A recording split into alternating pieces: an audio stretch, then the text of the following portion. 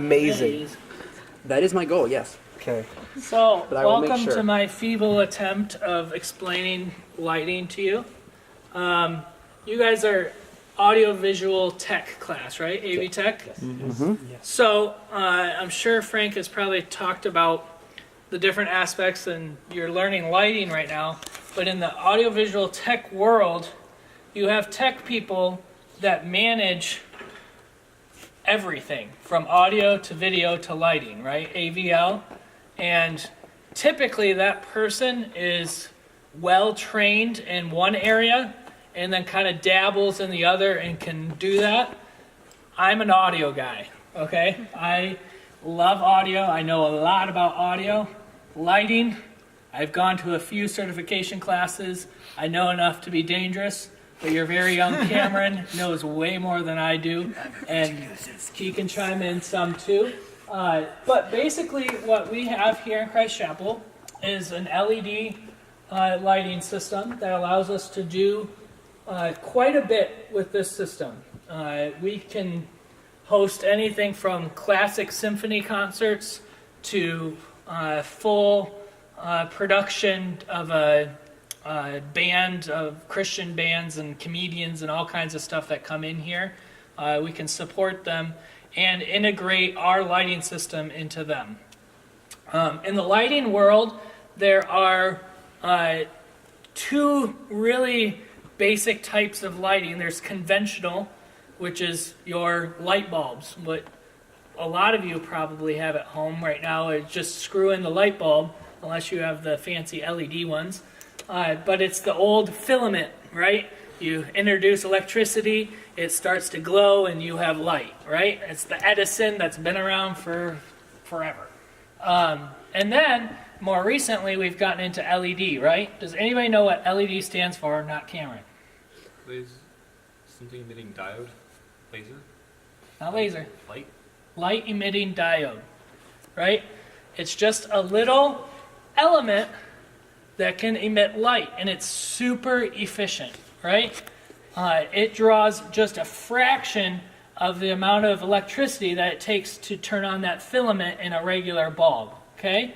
So, in a regular bulb, that little filament burns out within, what, 6 months? 6 months to a year, depending on the bulb. And LED can last way beyond that because it's not using the same amount of electricity. It's just a little bit, right? So when we built this space, we wanted to be energy efficient, right? Not drawing as much power. Taking into account our electricity bill here is pretty astronomical.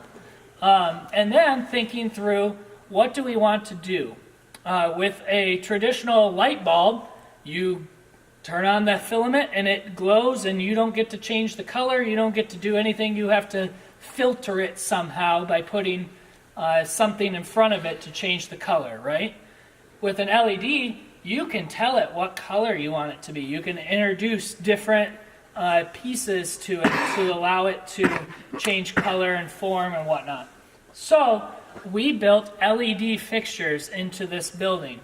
That allows us to not have to change light bulbs constantly, and I can change color on just about every fixture. Now, just because it says LED doesn't mean you can change color. There are different kinds of LED. For instance, if you see the little circle lights, I call them the house lights in here. Those are white. Those don't change color. They're just a plain white. They're a house light. It's meant to illuminate the space, right? But my pendants, these little hanging lights, and all of the production lighting that's in those rungs up there, every single one is LED technology, which means I can select it and I can change the color of it, right? And each one has a range of color that those LEDs inside there can operate on. That gives me a great amount of flexibility in here. And as you know, with a lot of worship, it's about the environment, right? I'm trying to create an inviting and warm environment for you to come have an experience with God. And so my lighting is helping me assist taking away the distractions. We dim the lights, We maybe change colors on even songs. And we do different things to emote emotion, to kind of bring you to a point of emotion. To accomplish that, we have a lighting console. This is the ETC Ion. It's one of many manufacturers and consoles and control surfaces, but it's just my conduit to allow me to control the light fixtures in here, okay? I have programmed all of these lights, right? I can change the color, or I can go to the standard, but it allows me to preset these things in the room. Cameron has his own show file on here that he programmed a million more things to be able to do because he's smart and a genius and can do a lot of those fun things that I can't. But I can run circles around him in audio. So you Just think. saying. But it's a user-friendly board. So when we installed this, we decided that our students are going to be the ones running this booth, right? So Frank out at Corporate Live has a Grand MA. It's a big lighting board that can do all kinds of cool effects and features and programming, and a lot of tours take it out on tour with them. I don't need anything that complicated here. I'm having students run this, and it needs to be able to just turn on the lights for chapel and do cool lighting effects like this, right? If you notice, I also have some moving light fixtures up there as well, the ones that are spraying the light on the walls. I don't know if I have anything programmed right now, but you can see I can move them just shifting this focus point. That allows me to put light where I want it, right? For instance, Chorale at their concerts in here like to put singers at the most random points in the room. As you can tell, I can't exactly get up to the lights to move a pointed light to a specific spot. So I take a moving light and I can control where it goes in the room, and I can light up that one spot that needs to be lit up. Yeah. Question. What about those? Which one? The ones in the corner. The ones facing the windows? Window lights. Those illuminate the windows at night. There you go. It's actually a good point because Dr. Stoll will probably drive by and wonder why the windows are dark. It's happened. It was an afterthought after we built the space. We're like, man, those windows look really dark at night. Wouldn't it be cool if the Beltline could see the red window? But basically, I can move those lights anywhere I want. And with 4 giant stained glass windows blasting light in the space, there are some mornings where I come in and I literally don't even have to turn on any lights because that window, the red window especially, is just blasting the room with sunlight. So when I go to do a chapel at 10 o'clock in the morning and it's blasting light in, how do I control the lighting in the room? How do I illuminate the stage to where your focus automatically goes to the stage when we start? By adding a ton of lighting, right? When you count all these fixtures, there is way overkill in how many lights that we have up there. But that's because we have 4 giant stained glass windows that we have to overcome, right? There's no shades that drop over them to make it dark in here. Dave Weaver, everybody. How many do you have? What's that? How many do you have? How many? Off the top of my head, I want to say it's 40 to 50, Yeah. if I remember correctly. Sounds about right. We send this. And that's not counting each individual house light. Well, and those numbers are high also because you're in the round, I would imagine, too. Yes, Yeah. correct.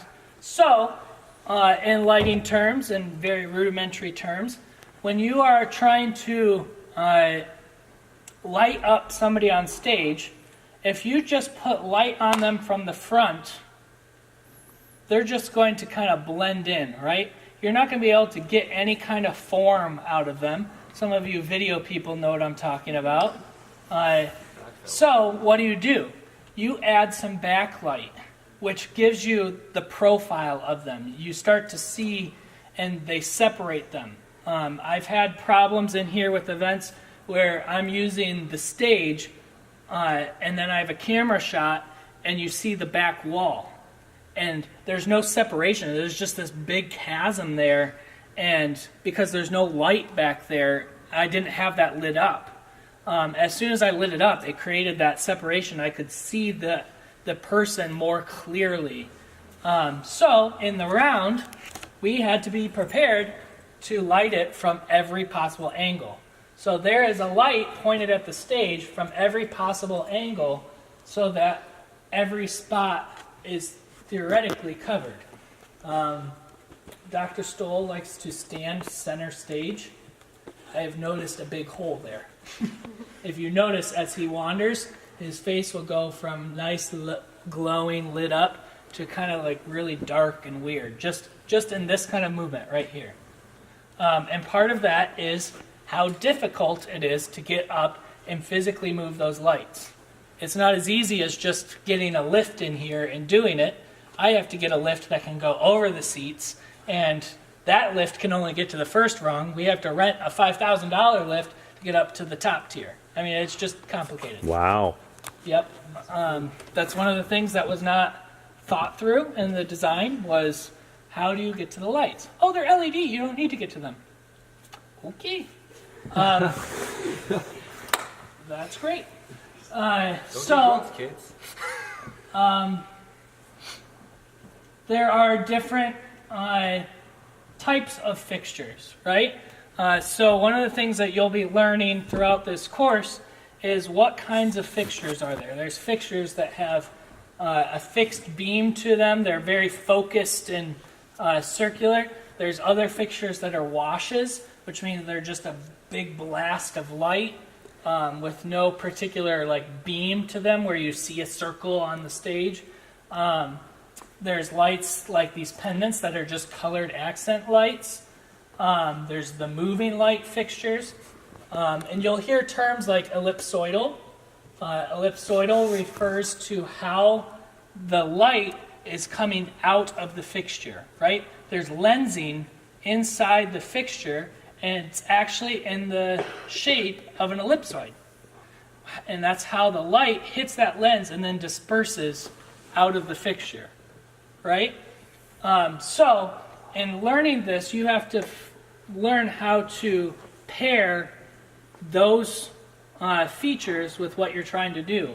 So I have a mixture of wash lights and fixed beam lights, right? Because I want to be able to control where the light is going in some instances. In other instances, I just want to bathe the whole area in light. My moving lights are all washes, which I kind of despised. It means I can't just focus a beam. I can't just spotlight somebody.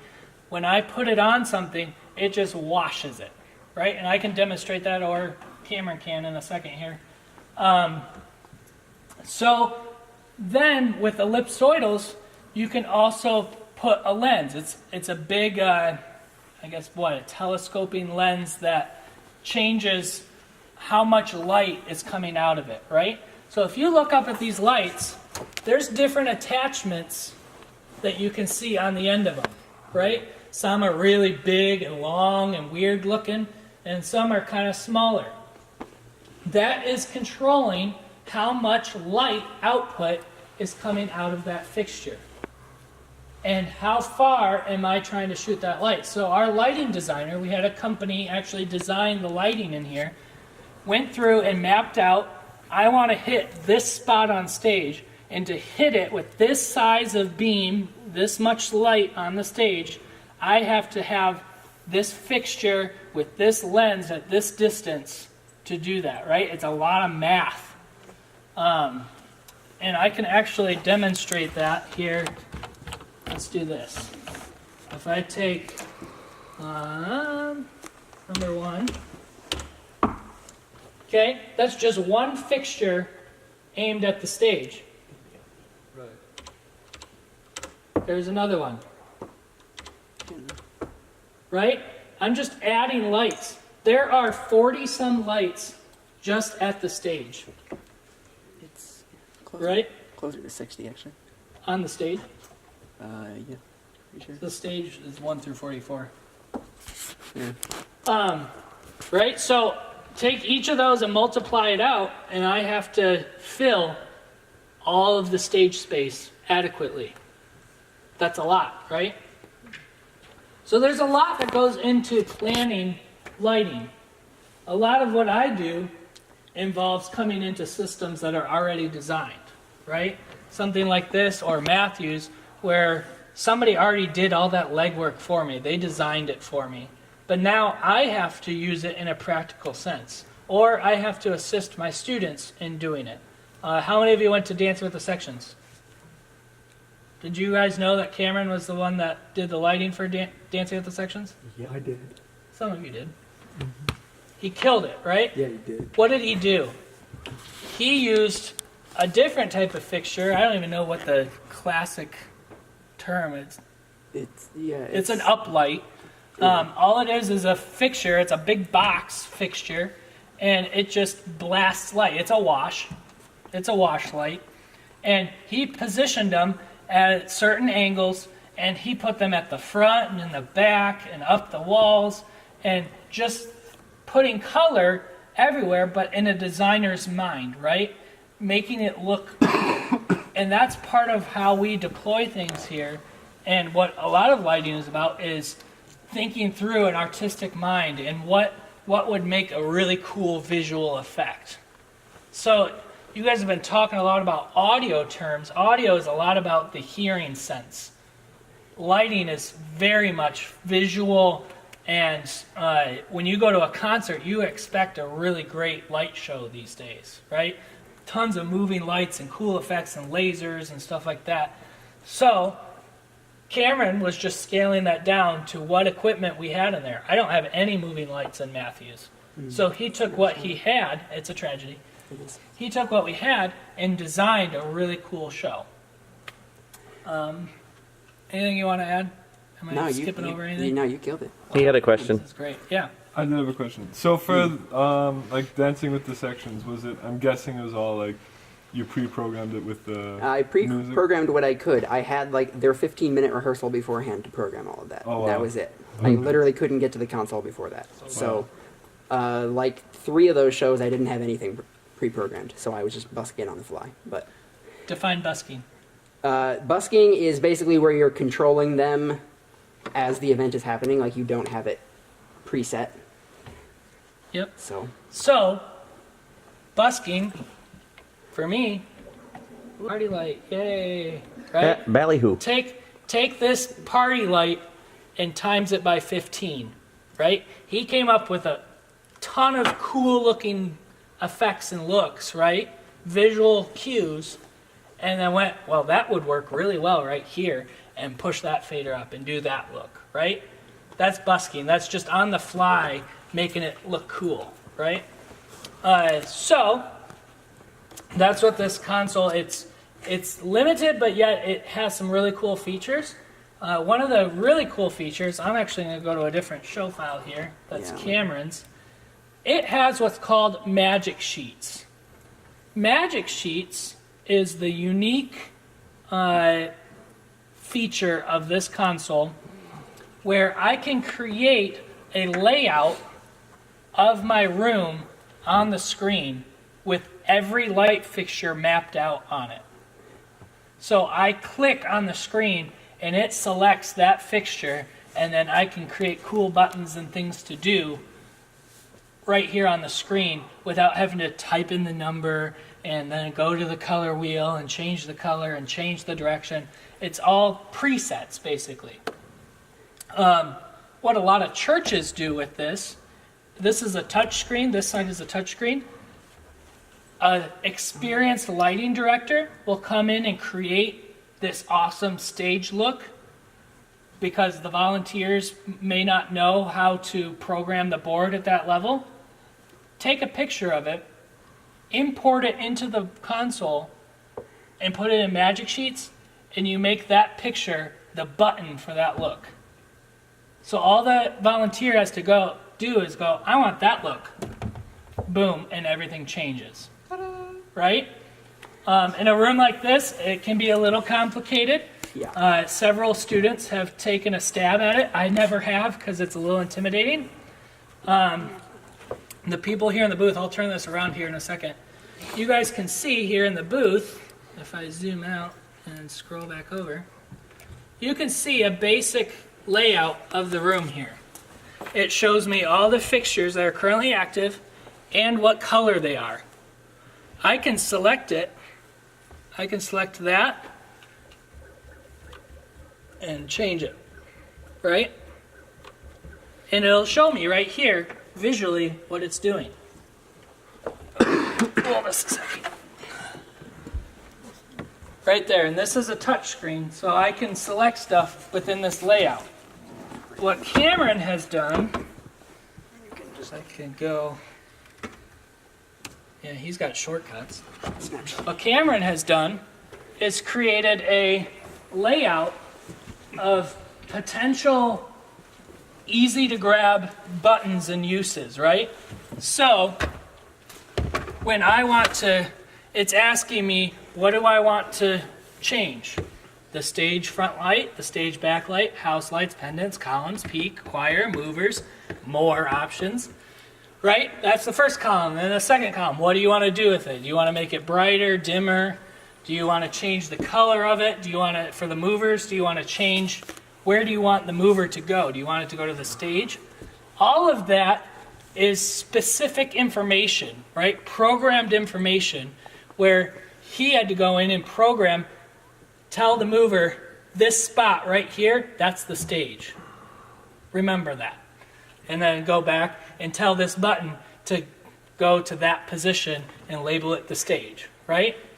So this makes my job a lot easier because then a student like you come in here and want to work for me and I go, well, great, here's the lighting board. All you have to do is read what's on the screen and it's right set out for you, right? Can you make the stage dimmer by 50%? No problem. Here you go. Half. I don't know if it'll actually work because I'm in a separate queue. Yeah, it should work. If I hit, I have a go to queue out, which is also a clear all feature, which is fun. So if I clear out of that, if I hit stage front light at half, there it goes. I can also hit at full and it changes. Stage backlight at 30%. Do I have to go? No, it works. No, it's fine. And then stage backlight red. Or lime. Yellow. I don't know. I haven't played with these buttons very much. Yeah. I don't use the touchscreen usually. There's still a lot of work on this. We can tell. There you go. Right? Yeah. That takes a lot of light fixtures to get that kind of vibrancy on stage, right? You can plug in a lot of your home light bulbs and still never get to that. Mm-hmm. So that actually brings up a really good point. With a light bulb from your home, how do you think we would get red? Gel. How many of you know what gels are? Wow. That's awesome. That's cool. So gels. Oh yeah, film. A lot of you are film students, right? Gels is the way we used to do things in Matthews before it got renovated. There's actually a big box of gels up in the storage closet in Matthews from all the old stuff. Potentially, I don't know. You'd have to ask Dave. Dave's more the boss of that. He's attached to that kind of stuff. I actually have a whole bunch of old stuff. For those of you that don't know what gels are, it's just basically like a cellophane, imagine a cellophane wrapping filter, colored, that you put in front of the light source that then filters it to that color coming out. And there's different types of gels, like Roscoe has these color palettes just like your paint chips at the store. I mean, hundreds and hundreds and hundreds of colors, right? And you try to put up colors that are flattering to the person on stage. So if I take my LEDs here and I turn the stage to full without any color information, that's what it looks like. Right? It's really bright. Does it seem like kind of washed out and just really bright and sterile? A little bit. Right? So if I take my color control here, I can sweep those and go a little bit warmer.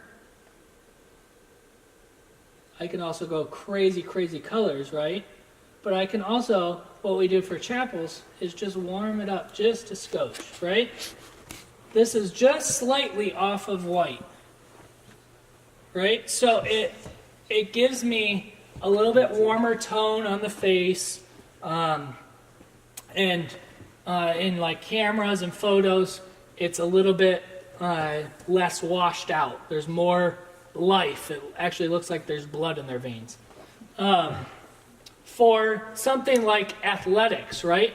When you go into Hanson Arena, when there's a basketball game going on and they have the game lights on, there's a really bright fluorescence pointed at the right at the arena floor, and it's really bright in there, right? It's because there's standards set in place by the league of how bright it has to be. Brightness is measured in foot candles, right? Foot candles. Foot candles. It's a measurement of the brightness. And for things like TV studios, I'm sure the film students have learned about this, of what kind of light. There's like, 1300 is the type of warmth that you want and that kind of stuff. I'm not super well versed in that, but I know that there are certain color temperatures, right? You don't want just a sterile light. You want it to look natural. So when you're watching that television show or that movie, you got to know that somebody's behind the set there changing all of that and affecting the lighting for there, creating sunlight and creating room light and creating all kinds of stuff, right? So that brings up a really good point of how am I controlling these now, right? We've talked about the fixtures and what does the light actually do and all of that and the different types of lights. But now, how am I actually controlling it? How am I turning that light on, right? Back in the conventional days with a light bulb type fixture, I'm literally controlling how much power, how much electricity is flowing to the fixture. Just like if any of you have a dimmer in your house, where you turn the little dial and the light goes dim, it's actually attenuating how much power, how much electricity juice is running to the fixture. Scale that to large productions, and that's what they were doing. They were sending all of that electricity out to the fixtures, and then with this fader controlling the flow of that electricity. And they were on different circuits, and you had to pay attention to circuits, and big, giant, thick cable that had to run up onto the truss to power all of that, right? Back before we did Matthew's auditorium, there was a whole closet of dimmers. And that's what the dimmer was in charge of controlling all of those light fixtures and the power going to them. Now, the driver is smart, and when I send it a digital command, it will tell the LEDs what I want it to do. So there are parameters to it now, right? So now we can tell it to turn on, brightness, color.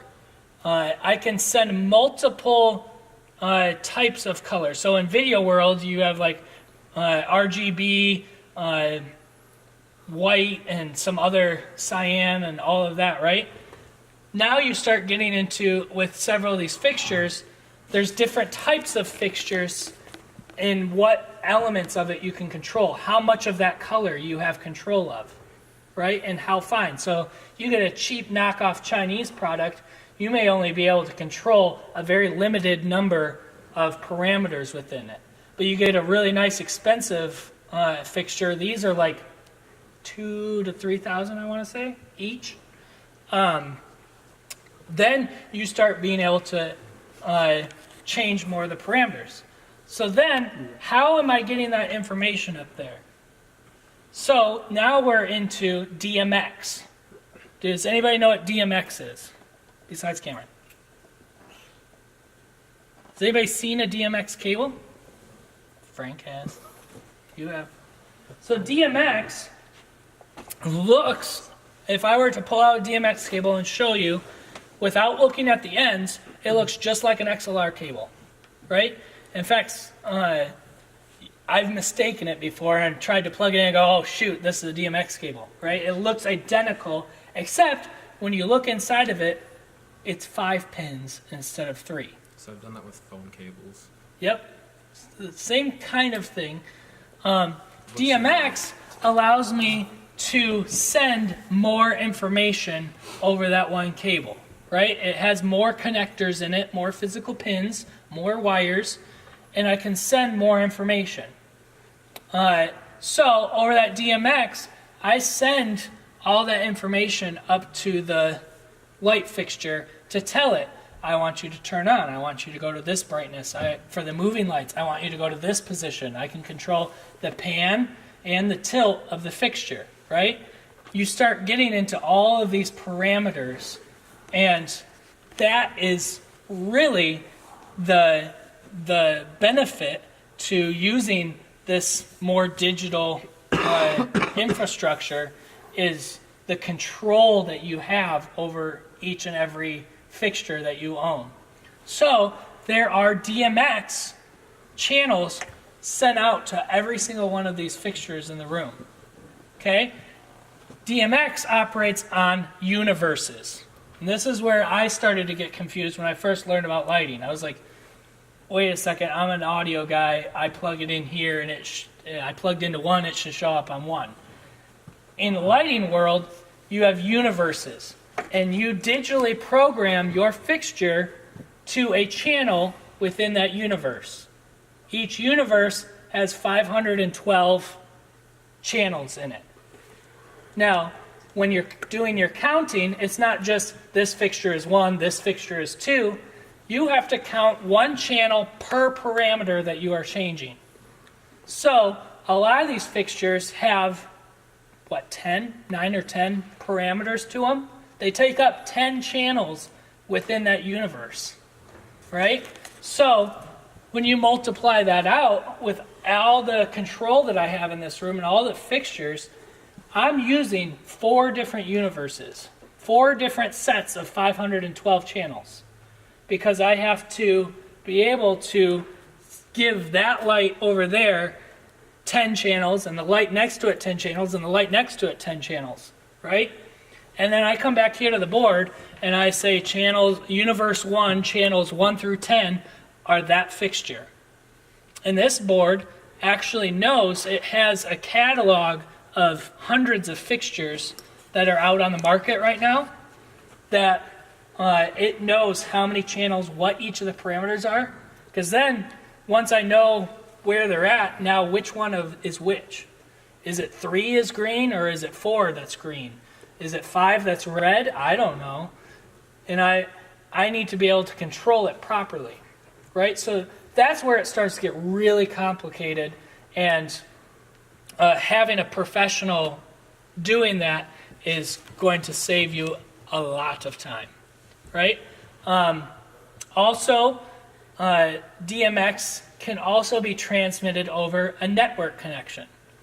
So we have in here what it's kind of a proprietary system from ETC, Electronic Theater Controls, they're kind of an industry leader in products, and we have a holistic system. So we have ETC's control, we have ETC's infrastructure called ETCnet, and then we have almost every fixture in here is ETC, right? We have all their products, so it all plays really nicely together, right? But ETCnet is a protocol, is a network protocol called SACN.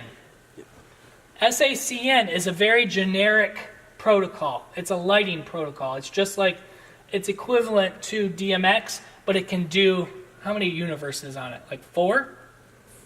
That sounds right. I don't remember. I don't know off the top of my head. SACN can, so DMX has one universe that it can do on one cable. SACN on a network connection, just like you would plug into the back of your computer, can do, I think it's 4 universes, right? It can handle more of a load. So, what do I do to integrate visiting groups when they want to come in with their lighting board but control our lights? I can take a network output of their board, their big fancy touring board, and plug it into the network that is the private wired network for our lighting, and I give them a list of DMX patches. This fixture is in this spot, has this many channels programmed to it, and they can program it in.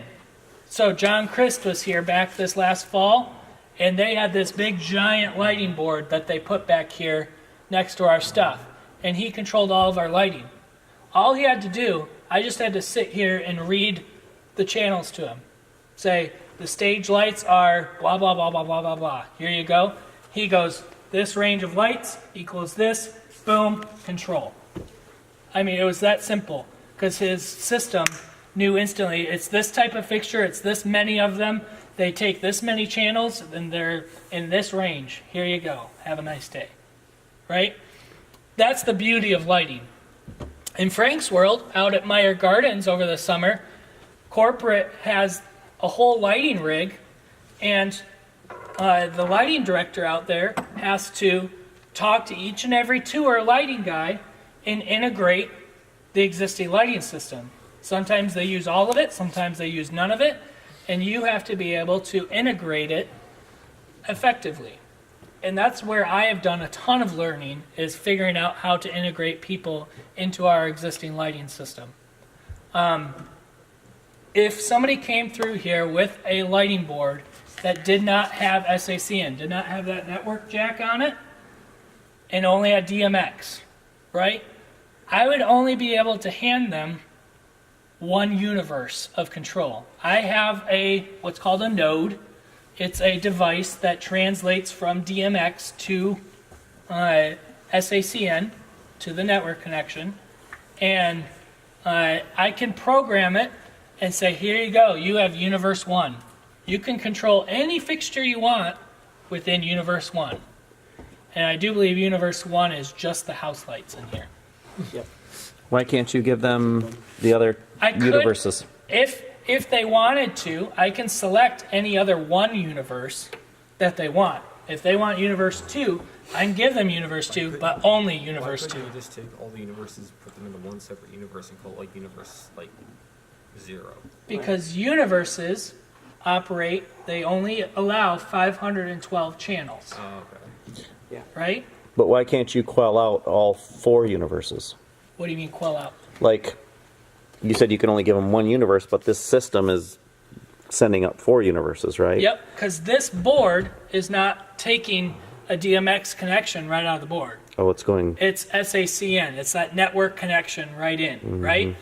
That network connection can control all of that. Couldn't you just convert it by just taking the smaller universes and then breaking them down into separate subsections?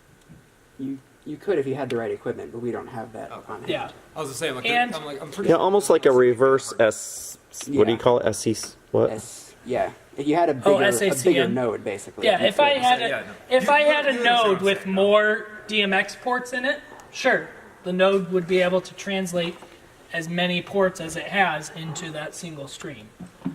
But here, in fact, John Christ, in advancing with them and talking with them before the show, before they arrived on site, they wanted me to change my lighting system to match their settings on their board, right?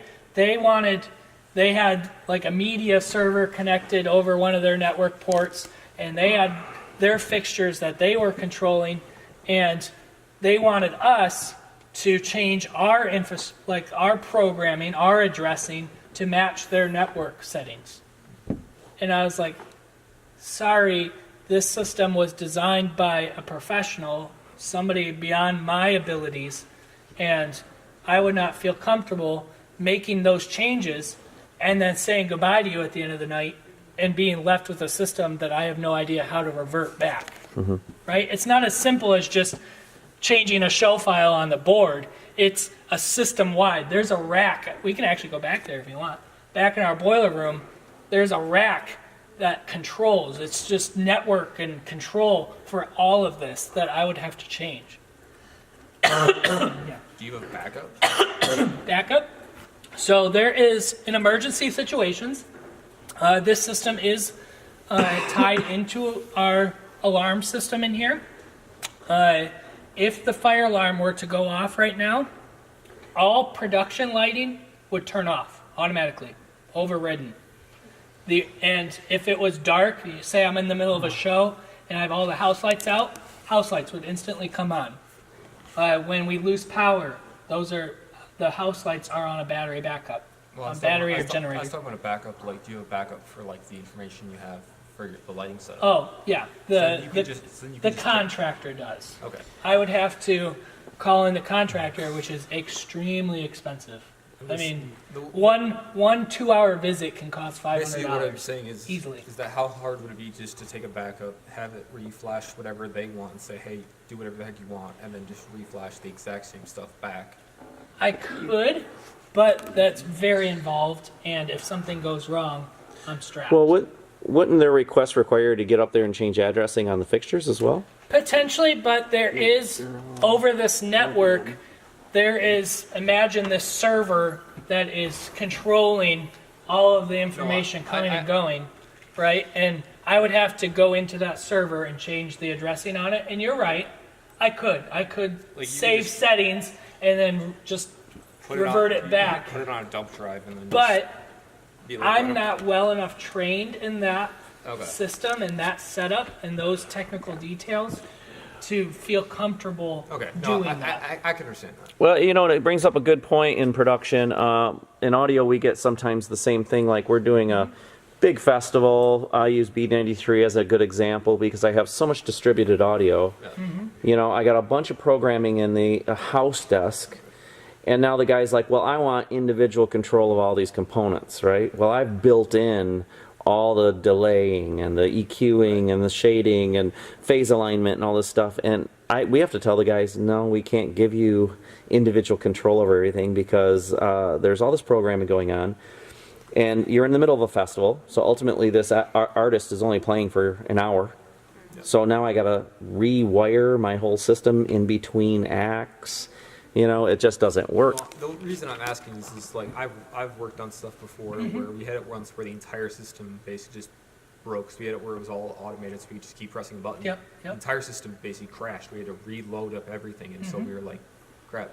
If you have a system this complicated, it seems like it'd be a good idea to have a backup in case something does happen without having to call a contractor and deal with it. So you can just take a little like 1 terabyte SSD, plug it in, swap But the data. it's not as easy as drop an external hard drive into a computer and flash it all. It's not just that easy.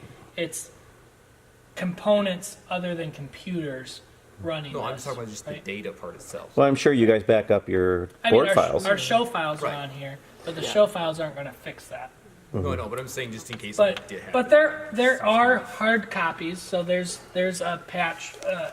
What they were talking about changing was the network addressing. So I was telling you about nodes. Right. So when we get up to the fixtures, I'm not just plugging a network jack into a fixture. I'm plugging DMX. Right. So somehow I have to get back from the network to DMX up at the fixture level. Yeah. So there's nodes up there. Nodes are what's translating from network back into the DMX to go to the fixture. They were wanting to readdress the IPs. What's connecting over the network? They wanted to readdress those nodes Well, then I so just- that they could communicate. Yeah, with that's the a lot to network. ask. Like they already have addresses. If you want to change them on your end. Yeah, just it's way easier for them to change Right. than for me. Like, why would I? That'd be like going to our IT department and asking them to change all of the wireless routers on campus. You could do that, Like, but it would be a bit. It would We take- can, sure, but why? Why? Right. It's really where the whole industry is going, even in video world. You know, everything is being programmed at the desk more than ever. Yep. You know, and you just give people your IP. You know, like what's going on out there. Go in channel 1 here, channel 2 there, 3, 4, 5. Like I get guys all the time. They're using my console, but they're loading their file, Yep. and then they just simply ask me half a dozen or dozen questions. What channel is your mains going out on? What are your Where's your front fill? Where's video feed? patch. And then we talk through it just like you talked it through with your guy, and they're patched in and good to go.